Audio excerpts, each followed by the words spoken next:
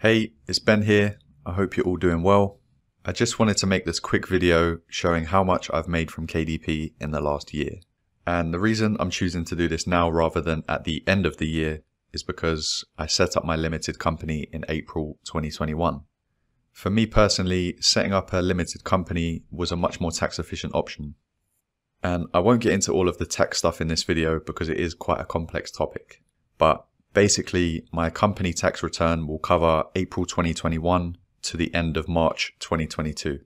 So I will show you how much I've earned and how much I've spent on expenses for the last tax year.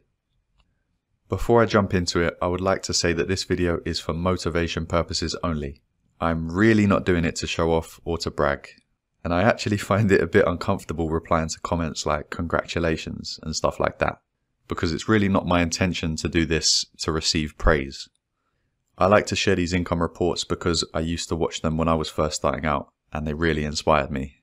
I'm also very aware that some people don't approve of oversharing this sort of information, but you can't please everyone, and if it inspires at least one person, then it was worthwhile.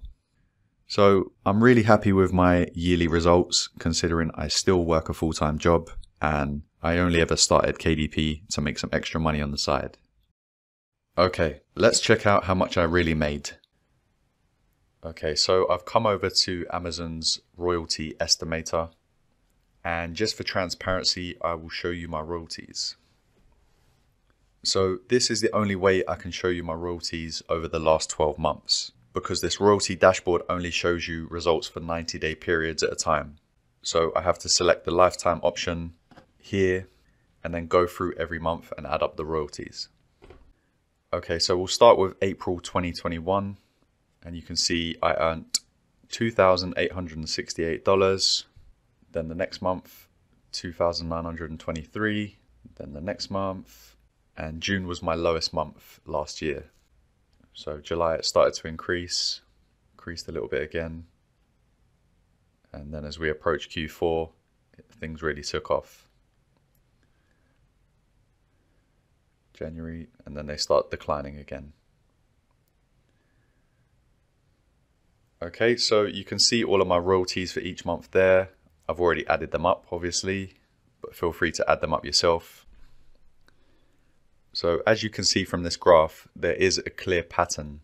For me personally, my royalties always peak in December, then they decline a bit, and then from April to sort of August, things are a bit flat.